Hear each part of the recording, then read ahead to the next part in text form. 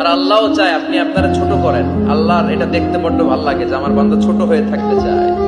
মান তাওয়াদা তারাফা, যে নিচে নামতেছে আল্লাহ টাইনা উঠায়, আর যে উঠতেছে আল্লাহ থাপ্পড় মেরে নিচে নামায়।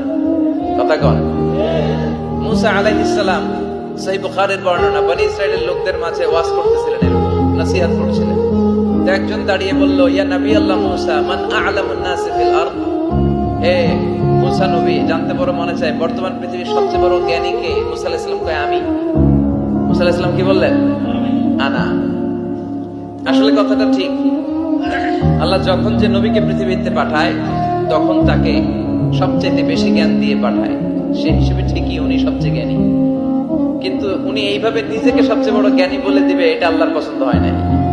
আল্লাহ চেয়েছিলেন মুসা আলাইহিস সালাম যেন বলে আল্লাহু আ'লাম, আল্লাহই জ্ঞানী। সুবহানাল্লাহ কইবেন না? কিন্তু তা না করে উনি কি করলেন?